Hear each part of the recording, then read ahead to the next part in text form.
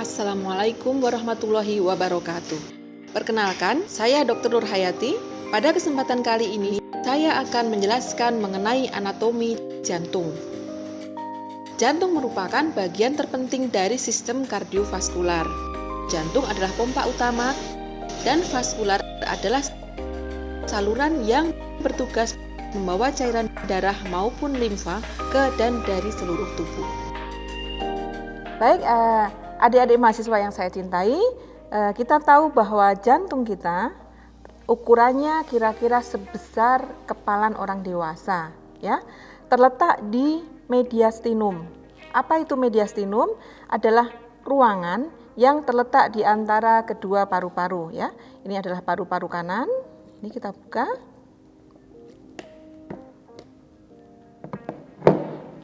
Kemudian ini paru-paru kiri kita buka. Nah, di antaranya adalah mediastinum yang berisi ada jantung, ada pembuluh darah besar, ada esofagus, ada pula trachea ya di belakang sana. Nah, jantung ini organnya berbentuk konus atau kerucut. Kita tahu kalau kerucut itu ada bagian basisnya atau dasarnya yang melebar dan ada bagian yang lancip atau yang kita sebut sebagai apex. Nah, jantung ini basisnya justru di atas, apexnya atau puncaknya di bawah ya.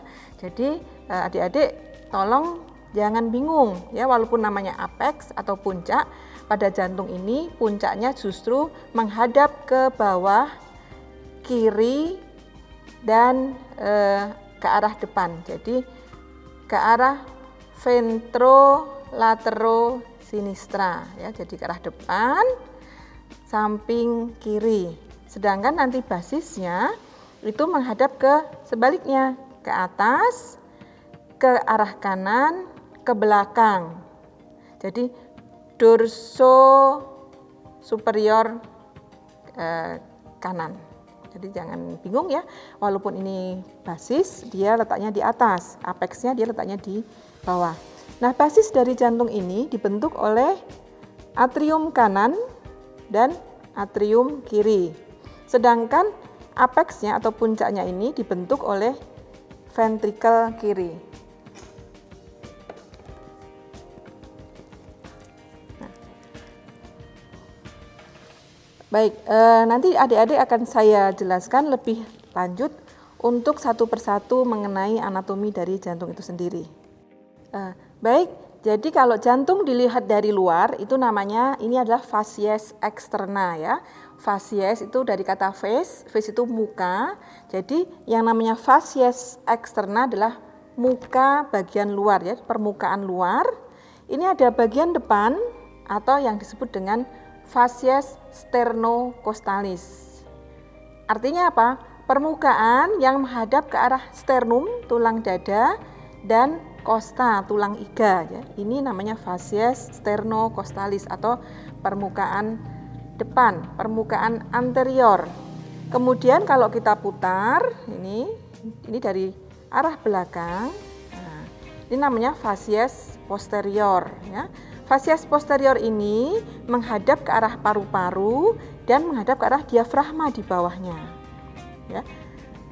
Sehingga nama lainnya facies posterior itu adalah facies pulmonalis atau facies diafragmatica ya. Jadi kalau dengan melihat namanya, adik-adik bisa memperkirakan ini bagian apa, letaknya di mana, dan namanya apa, itu sudah saling berhubungan. Jadi tipsnya kalau belajar anatomi adalah nama itu menunjukkan lokasi, menunjukkan hubungan dengan satu dengan yang lain. Itu nanti untuk mempermudah. Kita lanjutkan, kembali ke facies anterior atau permukaan sternocostalis tadi. Apa yang nampak dari permukaan anterior ini? Satu, adik-adik bisa melihat di sini ada auricula kanan atau auricula dextra, dan ini adalah auricula sinistra. Auricula kanan maupun kiri ini merupakan bagian luar dari atrium kanan dan atrium kiri. Oh ya, ini ada bagian yang menyerupai jaringan lemak, ini adalah sisa dari timus. Jadi kalau masih anak-anak sampai dia kira-kira 5 tahun, setiap orang itu memiliki timus ya. Ini merupakan bagian dari sistem imunologi. Nah, makin dewasa, setelah umur 5 tahun ke atas, timus itu mengalami involusi dan berganti menjadi jaringan lemak. Ini adalah sisa dari timus ya. Nah, jadi ini timus kita angkat. Nah, ini sudah ini yang tampak di sini adalah fasies anterior, tadi ada auricula atau telinga ya. Jadi ini bagian ini bentuknya menyerupai telinga, maka disebut sebagai auricula, daun telinga. Auricula dextra ini membentuk atrium dextrum, dan ini auricula sinistra, di dalamnya itu ada atrium sinistrum. Kemudian permukaan depan ini yang menonjol ini adalah infundibulum dari arteri pulmonalis yang merupakan bagian dari ventricle kanan atau ventricle dexter. Sedangkan yang membentuk nanti ujung atau apex dari core, apex dari jantung ini adalah ventricle kiri atau ventricle sinister. Di bagian superior dari jantung ini kelihatan pembuluh darah besar. Yang pertama ini adalah arteri atau truncus pulmonalis. Kemudian yang kedua ini adalah aorta. Aorta ascendens, waktu naik namanya aorta ascendens, kemudian melengkung namanya arcus aorta, dan nanti melanjut ke bawah nanti menjadi aorta descendens. Nah, sekarang kita lihat bangunannya apa saja yang tampak lagi selain ruangan-ruangan jantung. Kemudian ini bisa dilihat ada cekungan. Cekungan yang memanjang atau parit. Ini namanya sulcus interventricularis ya. Ingat, tadi ini apa? Ventricle kanan. Ini tadi apa? Ventricle kiri. Cekungan di antaranya ini adalah sulcus atau parit interventricularis. Jadi antara dua ventricle ini. Nah, cekungan ini melanjut terus sampai ke apex ya. Ke apex, sehingga apexnya itu membentuk taki ya. Cekungan kecil yang disebut dengan incisura apicis cordis ya. Ini letaknya di apex ini. Sulcus interventricularis tadi, mengapa ada cekungan di situ? Karena di sini akan ditempati oleh arteri coronaria sinistra yang cabang terakhirnya di sini adalah arteri interventricularis anterior. Jadi arteri yang terletak di sulcus interventricularis namanya arteri interventricularis. Karena dia di permukaan depan, maka disebut arteri interventricularis anterior ya. Ini berupa bagian dari sistem koronaria. Nah, ujung atau bagian apex dari jantung ini tadi melancip, ini yang disebut dengan apex cordis tadi ya. Apex itu puncak. Nah, apex cordis ini ketika jantung kita itu berdenyut, dia akan menyentuh dinding dada. Pada orang-orang yang dinding dadanya tipis, orang yang kurus, itu nanti akan kelihatan denyutannya di situ. Ya, kira-kira nanti setinggi spasium intercostalis kelima atau SIC5, sekitar 3 cm dari linea parasternalis ya. Itu nanti letak dari ictus cordis. Jadi ictus cordis itu bukan bagian dari jantung ya. Ictus cordis itu bagian dinding dada.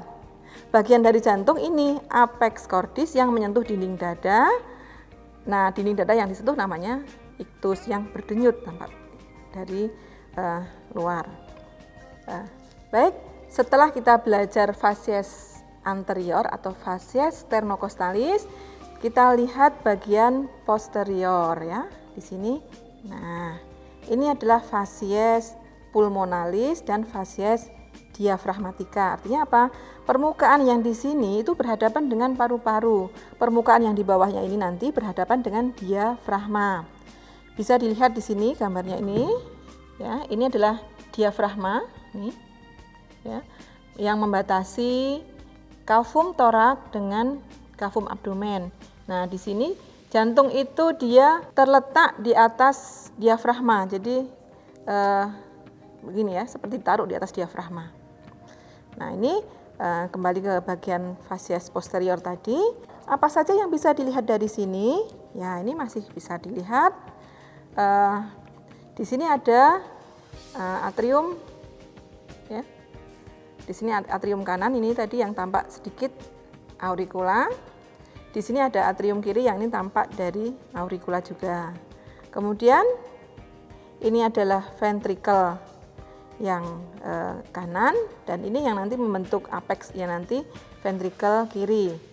Seperti yang di depan tadi juga ada cekungan yang membatasi antara ventricle kanan dan ventricle kiri yang disebut dengan sulcus interventricularis, ya. Sulcus cekungan, inter itu antara, ventricle kanan dan ventricle kiri disebut sulcus interventricularis. Nah, karena ini di bagian posterior atau di fasies posterior, namanya ditambah sulcus interventricularis posterior, ya. Seperti yang di anterior tadi, yang posterior ini juga ditempati oleh arteri, ya. Arteri antara dua ventrikel, arteri interventricularis bagian posterior, arteri interventricularis posterior juga namanya. Jadi namanya sama, jadi kalian tidak usah banyak-banyak menghafal, otomatis satu tahu, yang lain mengikuti jadi tahu. Terus ada lagi cekungan yang terletak di antara, ini tadi atrium, ya, dan ini ventricle. Antara atrium dan ventricle, cekungan tadi parit, sulcus, sulcus atrioventricularis, ya. Kalau yang belakang ini ya posterior, kalau yang depan ini ya anterior. Ada cekungan ini yang menempatin siapa? Arteri koronaria, ya. Maka nama lainnya adalah sulcus coronarius. Kenapa? Di situ ditempati oleh arteri dan vena koronaria, ya. Ini merupakan bagian dari fasies posterior. Ada lagi yang tampak dari sini, ada pembuluh darah. Ada pembuluh darah.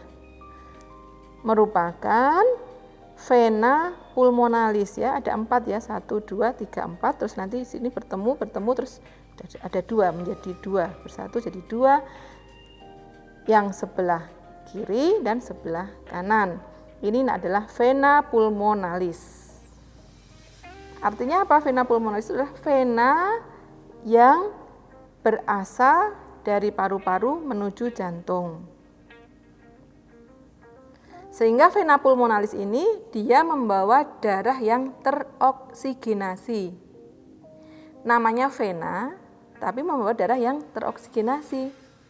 Tidak masalah, karena vena itu artinya adalah pembuluh darah yang menuju ke jantung. Tidak tergantung isinya.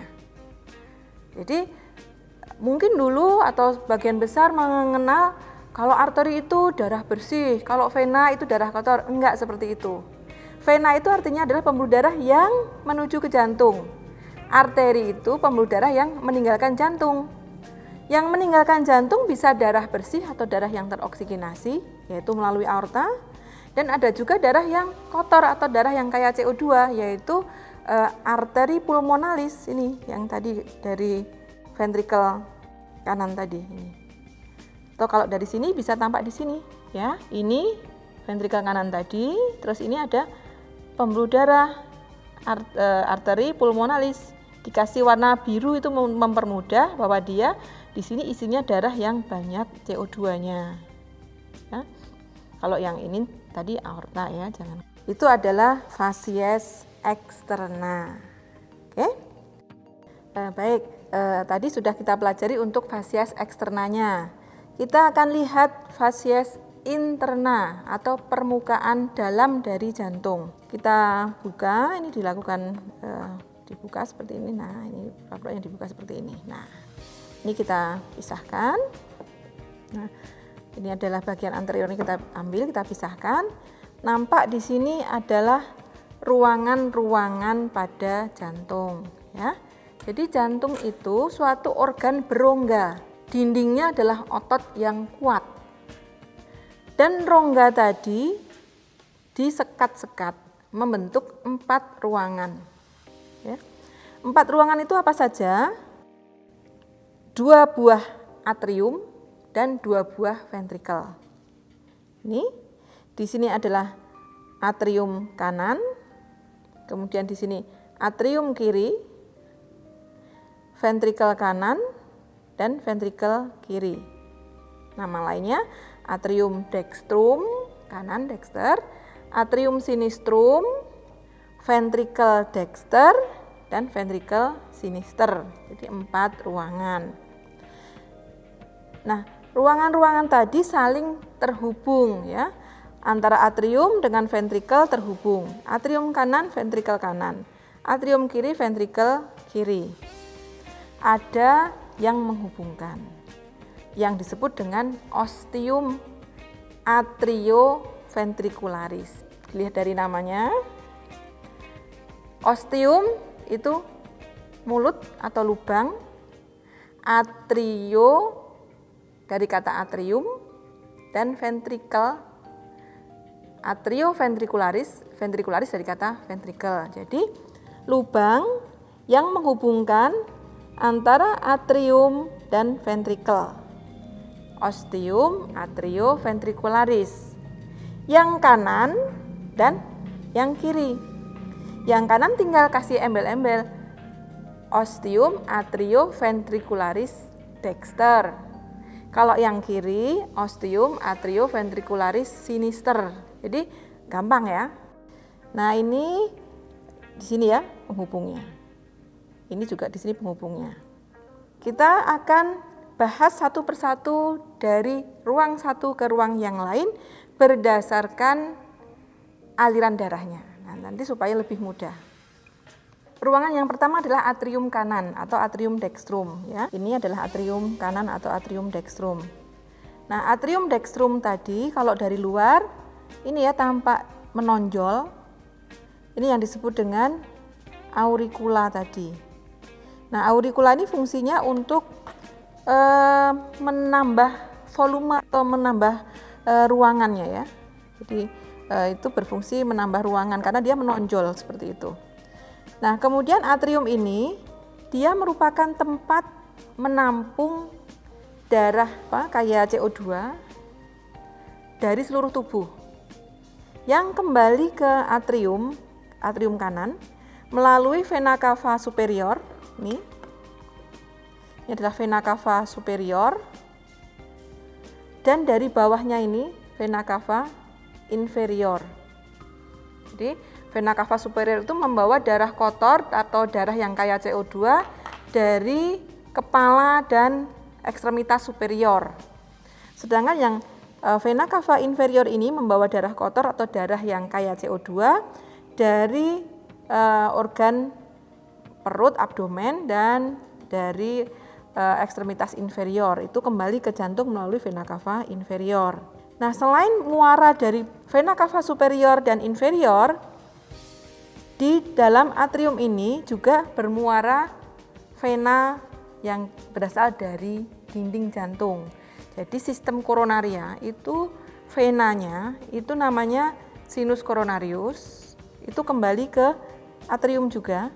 Ini ada bukaannya yang terletak di dekat muara dari vena cava inferior ya. Jadi di sini ada bukaan dari sinus coronarius di sini.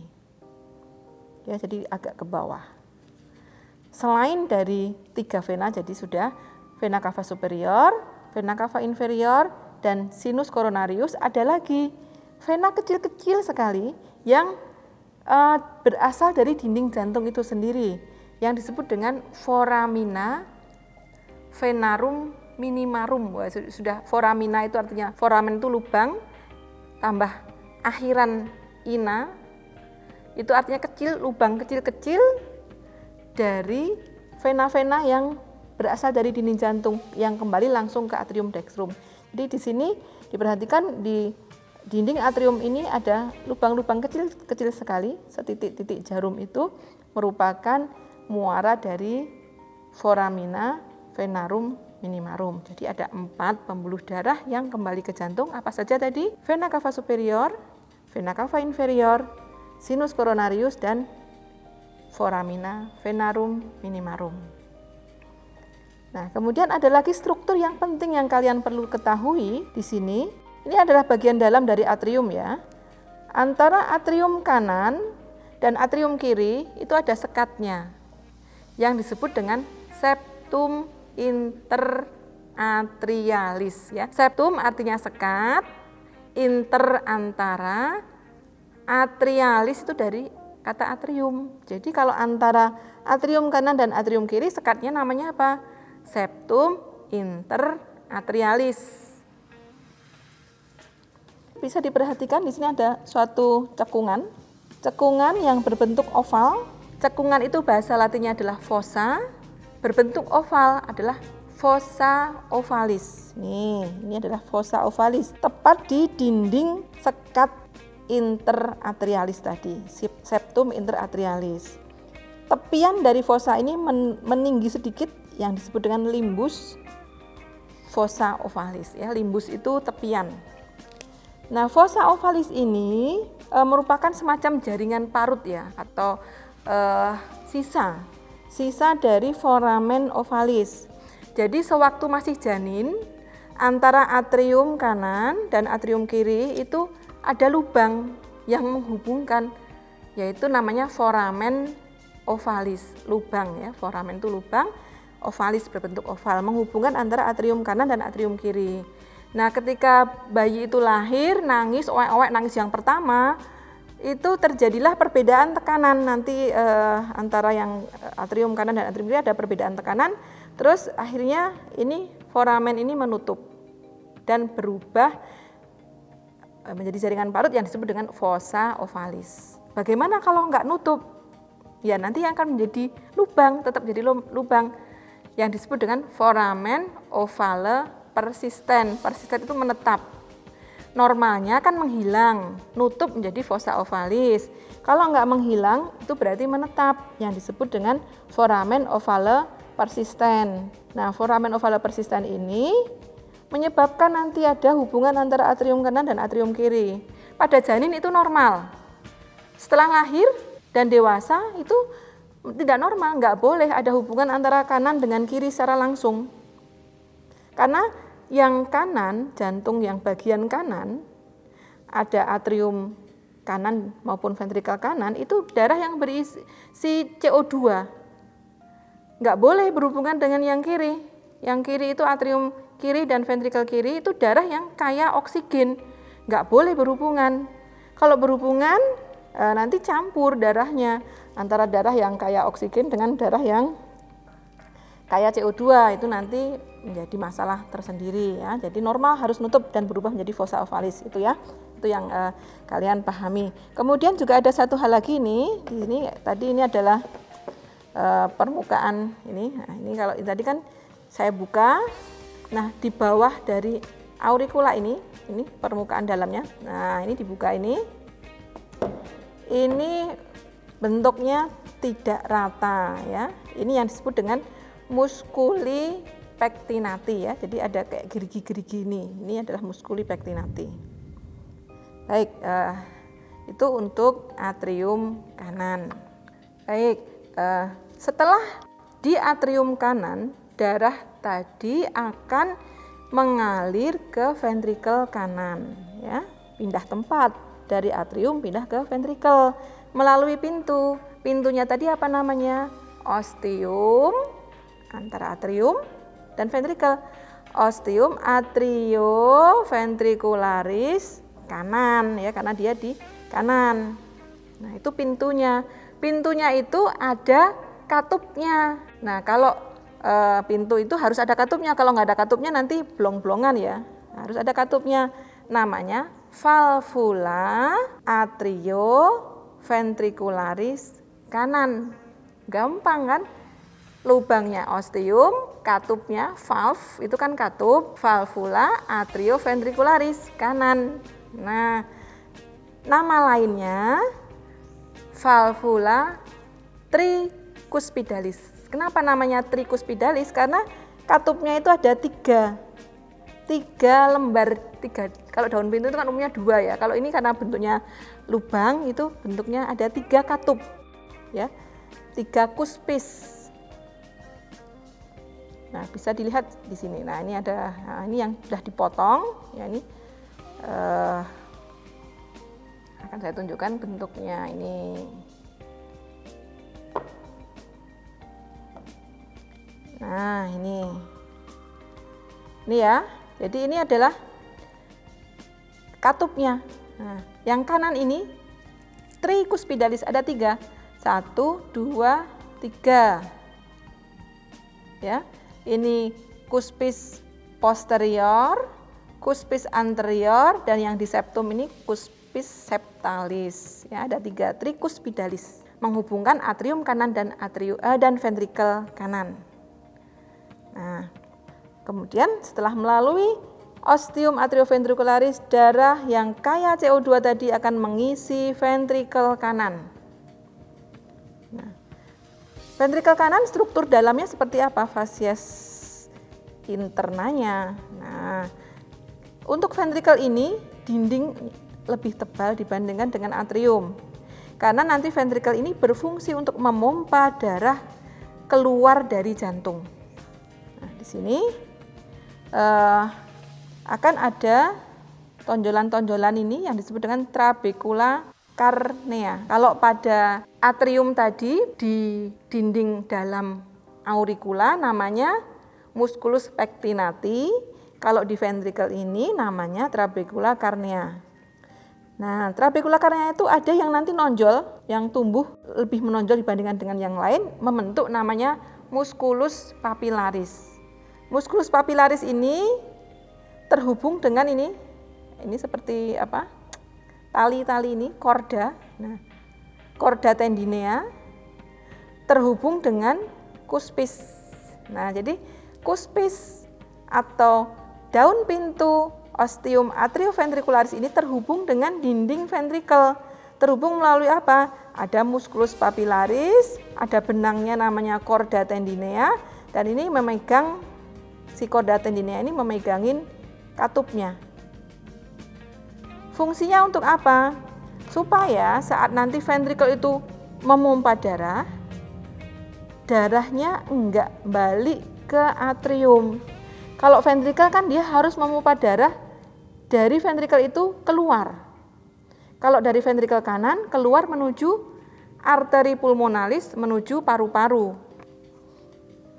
Sehingga ketika dia berkontraksi, maka musculus papillaris ini juga berkontraksi menahan supaya korda tendineanya kenceng, menahan supaya daun pintunya ini tidak buka ke atas, tidak buka ke arah atrium, sehingga darah betul-betul keluar dari ventrikel kanan masuk ke dalam arteri pulmonalis ini, atau nama lainnya truncus pulmonalis. Ya, itu untuk ventrikel kanan. Jadi sampai di situ darah dipompa menuju paru-paru melalui arteri pulmonalis. Nah, arteri pulmonalis ini juga ada katupnya. Nah, ini ada katupnya. Ada 3 katupnya. Ini yang disebut dengan ostium arteri pulmonalis. Katupnya disebut sebagai valvula semilunaris pulmonalis. Ini ya. Ini ada 3 ini. Ya, ini ada anterior, ada kanan, ada kiri. Ini valvula semilunaris. Ya, ini nanti juga mencegah supaya darah yang sudah sampai di arteri pulmonalis nggak balik lagi ke ventrikel kanan. Oke, jadi darah kotor tadi, darah yang banyak CO2-nya udah dipompa terus ke paru-paru. di paru-paru akan mengalami oksigenasi, ya. Oke. Nah, setelah darah itu dioksigenasi di paru-paru, darahnya menjadi kaya oksigen kan? Terus dia akan dikembalikan lagi ke jantung. Kembalinya melalui apa? Melalui vena pulmonalis, ya. Jadi dari arah belakang ini. Ya, jadi ini ada vena pulmonalis, ya. Ini di bagian facies posterior. Nah, vena pulmonalis tadi masuk ke dalam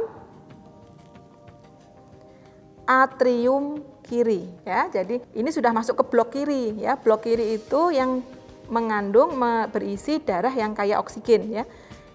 Ya, dari paru-paru melalui vena pulmonalis kembali ke jantung ke atrium kiri atau atrium sinistrum. Nah, kemudian dari atrium sinistrum, bangunannya apa yang bagian permukaan dalamnya? Ya tidak banyak yang ini ya, yang perlu bisa ditunjukkan karena di situ hanya ada permukaan dari auricula sinistra, ya ada musculus pectinati tadi ya, sama dengan yang kanan. Nah ini ya, ini atrium kiri. Atrium kiri kemudian darah dari atrium kiri mengalir menuju ventrikel kiri. Nah, melalui lubangnya apa namanya? Dari atrium ke ventrikel, apa namanya? Ya, ostium atrioventricularis sinister karena sebelah kiri ya, atau ostium atrioventricularis kiri ya, boleh. Lubangnya tadi ostium, ada katupnya. Nah, katupnya ini 2 lembar saja. Kalau yang kanan tadi 3 lembar, kalau yang kiri cuma 2 lembar. 2 itu bikuspis, itu artinya katup. 2 lembar katup, bikuspidalis. Nama lainnya untuk bikuspidalis ini adalah katup mitralis. Ya, yang memang lebih terkenal katup mitralis. Tapi sama saja, kalian menyebutkan katup bikuspidalis betul, menyebutkan katup mitralis juga betul ya. Menghubungkan antara atrium dan ventrikel kiri. Nah, sudah darah akhirnya sampai di ventrikel kiri. Di ventrikel kiri perhatikan, dindingnya lebih tebal daripada ventrikel kanan. Mengapa? Kalau ventrikel kanan itu hanya memompa dari jantung ke paru-paru. Sedangkan kalau ventrikel kiri itu memompa dari jantung ke seluruh tubuh. Jadi dia memerlukan tenaga yang lebih kuat, otot yang lebih kuat, maka dia lebih tebal. Ya, bagian lapisan miokardiumnya. Nanti akan saya bahas sendiri lapisan dari dinding jantung ya, tadi belum dibahas. Baik. Ini ya, jadi ini ventrikel kiri, nanti dipompa ke seluruh tubuh. Dipompa ke seluruh tubuh. Melalui Melalui aorta. Ya, jadi ini kalau ini dilihat di sini. Nah, ini tadi ini ventrikel kiri. Kemudian ini ada pintu keluar. Ini namanya ostium aorta. Ya, jadi ini ostium aorta. Ini aortanya ini terletak di posterior dari arteri pulmonalis ya. Ya, jadi ini arteri pulmonalis itu letaknya paling depan. Di belakangnya baru ada aorta. Nah, kalau dilihat dari arah dalam, ini yang arteri pulmonalis itu berasal dari ventrikel kanan. Nah, ini kalau dari sini, ini adalah aorta, ini yang berasal dari ventrikel kiri. Ada 3 katup juga. Namanya sama dengan yang truncus pulmonalis. Di sini adalah valvula semilunaris aorta. Kalau yang pulmonal tadi apa? Valvula semilunaris pulmonalis. Yang aorta valvula semilunaris aorta. Jadi namanya sama. Ada 3 juga, 3 katup. Ini yang NCC. Ya, namanya ini adalah yang berhubungan dengan tempat keluarnya arteri koronaria ya. Yang di sini nanti dekat dengan arteri koronaria kanan, dekat dengan arteri koronaria kiri, dan ini tidak dekat dengan kedua-duanya. Nggak usah dihafalin, nggak apa-apa. Yang penting kalian tahu di sini katupnya namanya valvula semilunaris aorta. Nah, dari situ darah akan dipompa ini menuju ke seluruh tubuh ya. Ini aorta ini. Aorta waktu naik namanya aorta ascendens, waktu menekuk namanya arcus aorta, dan nanti turun menjadi aorta descendens. Itu nanti akan membawa darah ke seluruh tubuh. Jadi kita review sedikit. Jantung tadi ada 4 ruangan ya. Ada atrium kanan, kemudian ada darah menuju ventrikel kanan, dari ventrikel kanan nanti ke paru-paru, kemudian kembali ke atrium kiri dan mengalir lagi ke ventrikel kiri. Jadi ada 4 ruangan tadi. 4 ruangan dan 4 pintu. 4 pintu itu ada 4 katup juga. Ini akan saya tunjukkan pintu-pintunya tadi. Ini tadi adalah ostium atrioventricularis yang kanan ya, ini kanan. Ada 3 kuspis. Jadi ini jantungnya dipotong di setinggi septum atrioventricularis ya. Jadi ada ini ostium atrioventricularis kanan dengan 3 tricuspidalis. Ini adalah ostium atrioventricularis kiri dengan daun pintunya yang 2 bicuspidalis atau mitralis. Kemudian ini adalah arteri pulmonalis ya, yang bagian anterior itu pulmonalis, yang bagian tengahnya posteriornya ini adalah aorta. Ini ada valvula semilunaris pulmonalis. Di aorta ini ada valvula semilunaris aorta. 4 ruang, 4 pintu dengan katupnya.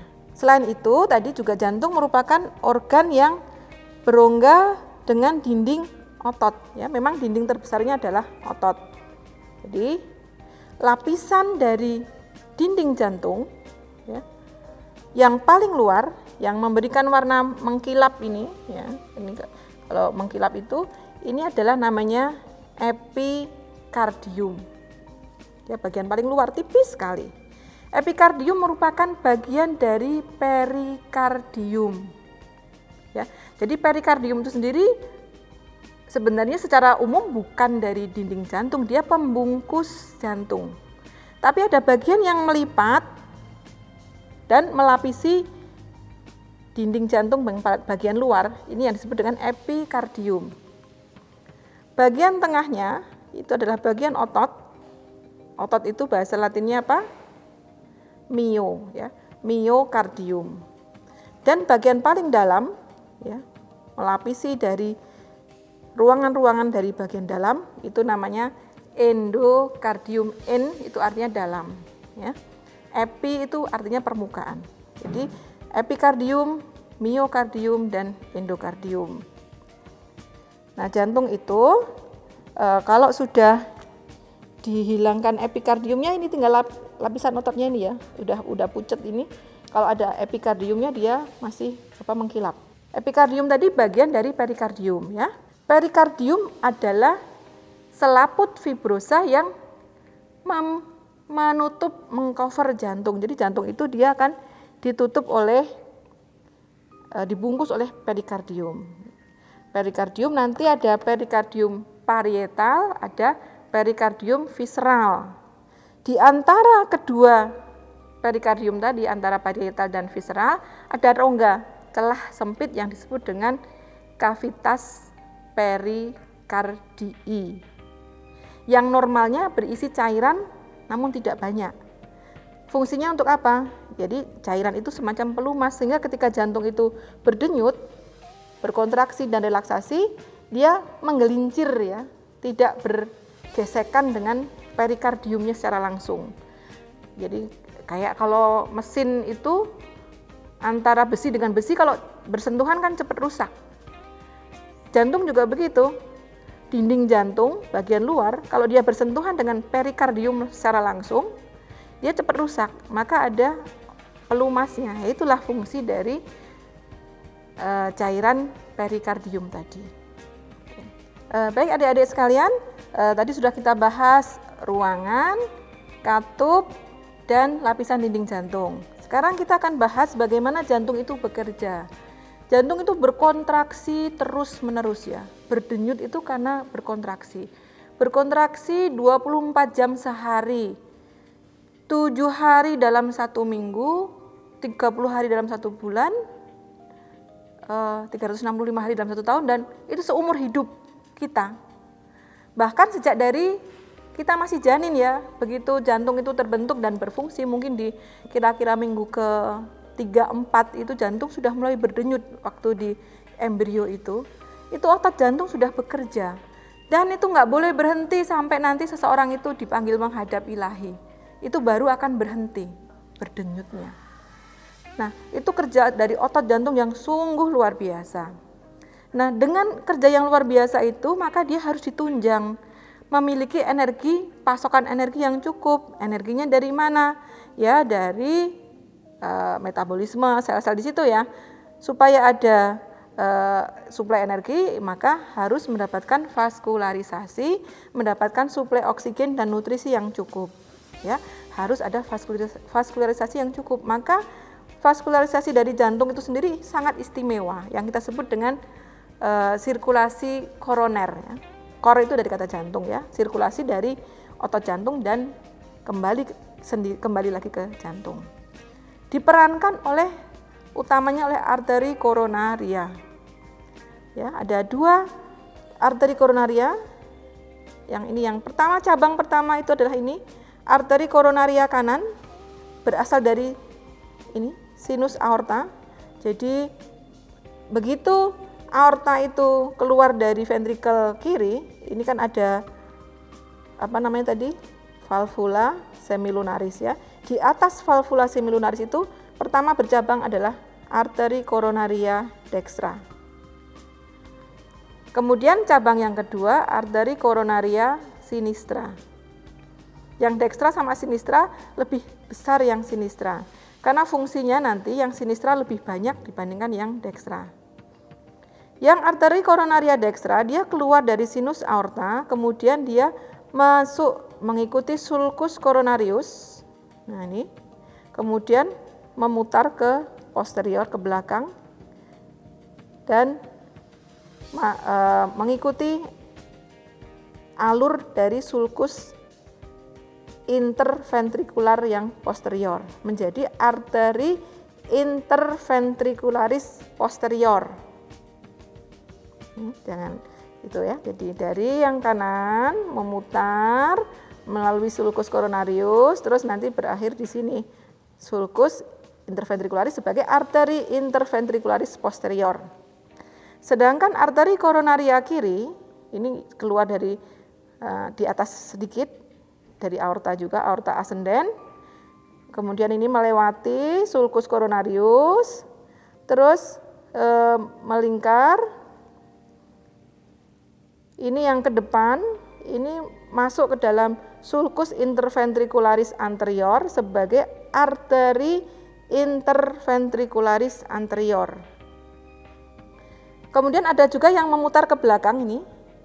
Ini memutar maka disebut arteri circumflexa atau ramus circumflexa. Nah, itu cabang utama dari arteri koronaria yang sinistra. Nah, arteri interventricularis anterior ini melalui sulcus interventricularis anterior, dia bertugas untuk memberikan vaskularisasi ke dinding ventrikel kiri, septum interventricularis, dan sebagian sedikit dari dinding ventrikel yang kanan. Sedangkan yang ramus circumflexus nih ya memutar, nah ini dia memberikan vaskularisasi ke dinding atrium kiri. Sedangkan yang arteri koronaria dextra, tadi dia akan memutar juga ke belakang. Di posterior ini dia memberikan suplai ke dinding ventrikel yang bagian posterior juga. Dan nanti ada ramus marginalis yang nanti ke atrium kanan. Itu adalah sistem dari arteri koronaria. Nah, arteri koronaria ini dia sangat penting sekali karena dia menghidupi otot jantung. Kalau otot jantung itu sampai kekurangan oksigen, misalnya ada sumbatan dari arteri koronarianya, maka otot jantung akan mengalami iskemia, kemudian kekurangan oksigen itu, dan akan mengganggu kerjanya dan menimbulkan rasa nyeri yang hebat biasanya ya, yang nyeri alih. Karena dinding jantung itu sendiri nggak bisa merasakan nyeri, tapi dialihkan ke kulit daerah bahu kiri, kemudian lengan kiri bagian medial. Itu namanya angina pectoris itu ya. Tapi itu nanti kalian baca sendiri saja. Itu karena adanya sumbatan dari arteri koronaria ini. Selain memberikan ke dinding jantung yang di sini tadi yang untuk berkontraksi, arteri koronaria yang kanan itu juga memberikan suplai penting ke sistem konduktorium. Nanti akan saya terangkan untuk sistem konduktorium ya. Jadi nanti kalau ada gangguan di arteri koronarianya, sistem konduktoriumnya terganggu juga, ototnya juga terganggu, sehingga nanti akan secara keseluruhan mengganggu kemampuan kontraksi dari jantung itu sendiri dan menyebabkan bahaya bagi penderitanya. Nah, kemudian karena dalam sistem sirkulasi itu harus ada arteri dan ada venanya ya, nggak mungkin ini ada arteri koronaria kok nggak ada vena koronarianya, ya ada ini vena-vena dari seluruh dinding jantung tadi, nanti juga kembali ke atrium kiri, dikumpulkan melalui ini yang di belakangnya adalah sinus coronarius. Sinus coronarius ini nanti bermuara ke atrium kiri melalui tadi apa namanya? Ostium sinus coronarius.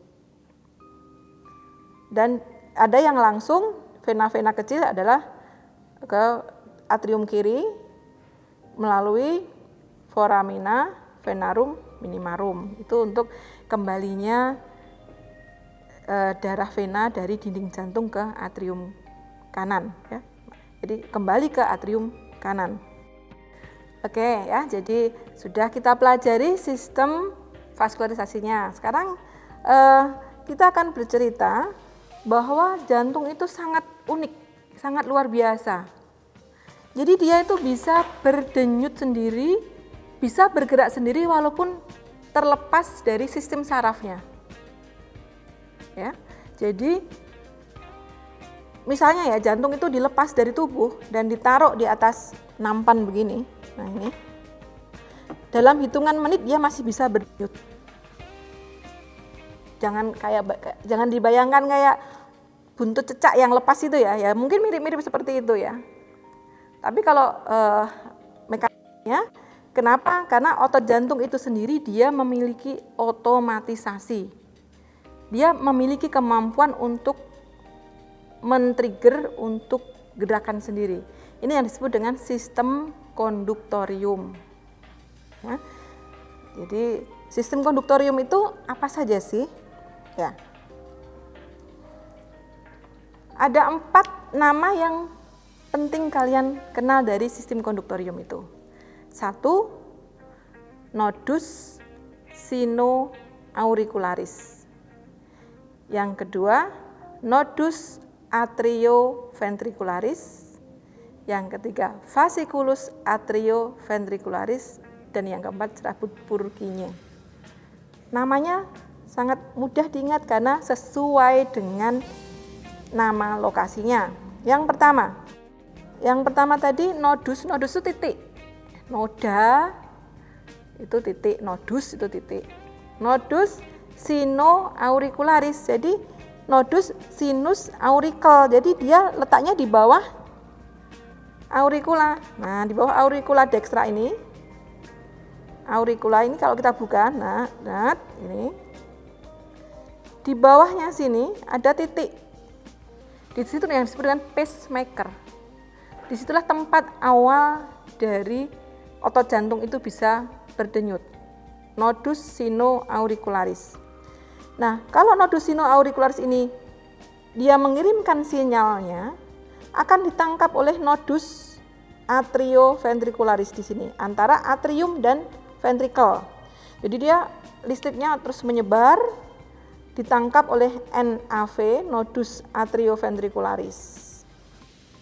Kemudian dari nodus atrioventricularis diteruskan melalui ini interventricle ini, fasciculus atrioventricularis. Jadi kalau nodus itu titik, fasciculus itu bundelnya, serabutnya dari atrium ke ventricle di sini, menyebarkan ke seluruh ventricle kanan maupun kiri.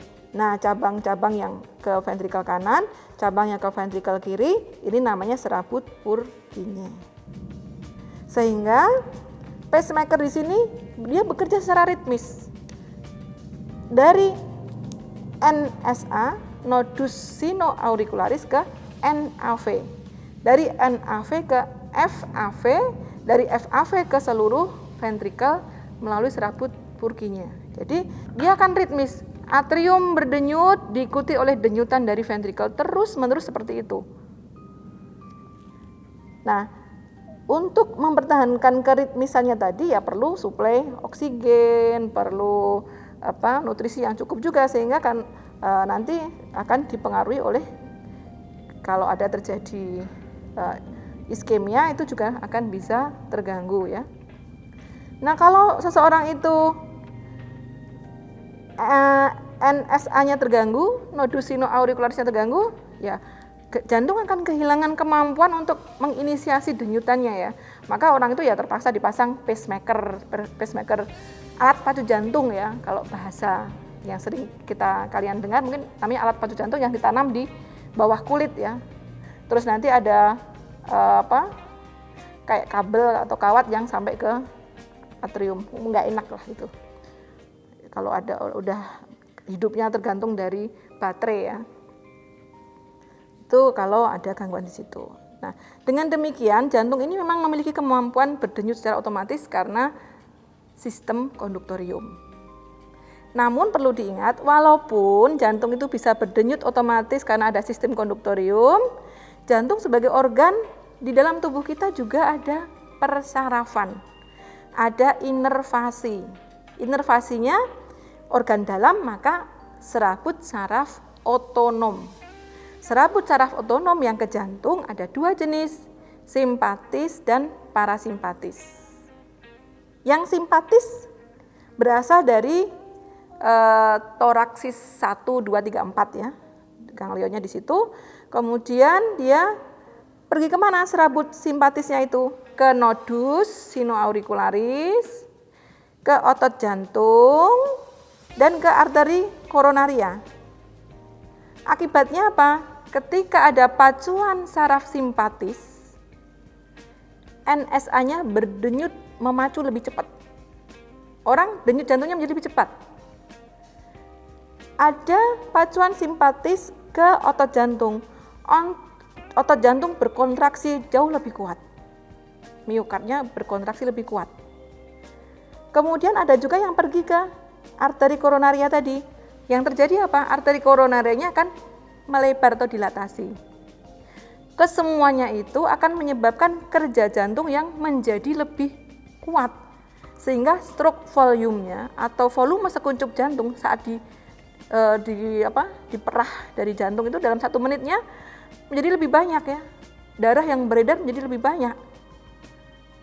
Itu pacuan saraf simpatis.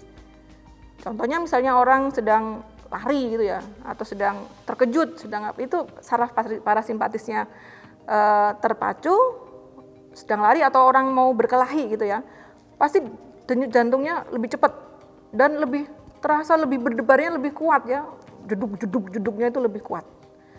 Dan arteri koronarianya dia akan dilatasi karena dia harus mensuplai oksigen dan nutrisi yang jauh lebih banyak.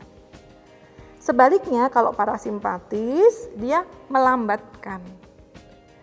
Denyutnya menjadi lebih lambat, kekuatannya menjadi lebih sedikit.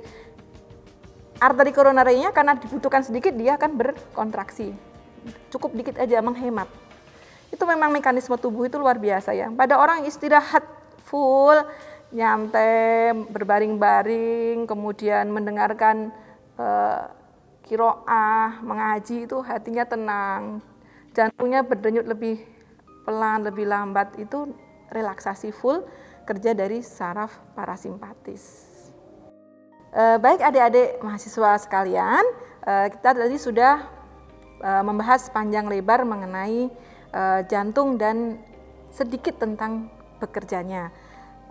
Bisa kita simpulkan sedikit ya. Jadi untuk mempermudah mengingat-ingat, darah dari seluruh tubuh kembali ke jantung melalui vena cava superior, vena cava inferior, sinus coronarius, dan foramina venarum minimarum ke atrium kanan atau atrium dextrum. Dari atrium dextrum dikirim ke ventricle dexter, lubangnya ostium atrioventricularis dexter, kuspisnya katup tricus pidalis ya. Kemudian darah yang dari ventricle dexter dikirim ke paru-paru melalui arteri pulmonalis, lubangnya namanya ostium arteri pulmonalis, katupnya namanya katup semilunaris pulmonalis. Pergi ke paru-paru. Di paru-paru dioksigenasi, kemudian balik ke jantung melalui vena pulmonalis, masuk ke atrium sinister atau atrium kiri. Dari atrium sinistrum melalui ostium atrioventricularis sinistra dengan valvula bicuspidalis atau mitralis masuk ke ventricle sinister. Dari ventricle sinister dipompa menuju ke aorta melalui ostium aorta dengan katupnya valvula semilunaris aorta pergi ke seluruh tubuh ya. Dari aorta tadi ada satu hal, antara truncus pulmonalis dengan aorta itu ada ligamentum arteriosum ya. Ini merupakan sisa dari truncus atau ductus arteriosus ya, waktu masih janin. Jadi ductus arteriosus itu temannya foramen ovalis. Kalau sudah lahir, ductus arteriosusnya menutup menjadi ligamentum arteriosum. Nah, kemudian di sini pembuluh darah besarnya tadi keluar dari jantung ke aorta. Aorta pertama kali bercabang adalah ini, arteri koronaria yang kanan dan arteri koronaria yang kiri. Kemudian setelah itu bercabang namanya truncus brachiocephalicus, bercabang ini adalah arteri carotis communis sinistra dan arteri subclavia sinistra. Itu adalah pembuluh darah besarnya. Baik, itu adalah rangkuman dari anatomi jantung.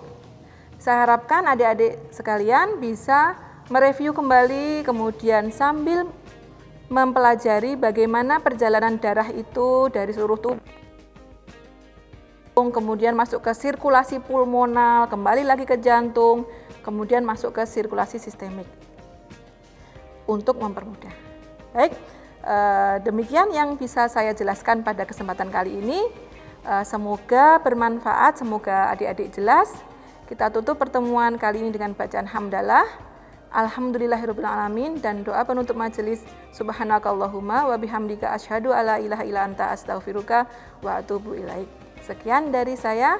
Assalamualaikum warahmatullahi wabarakatuh.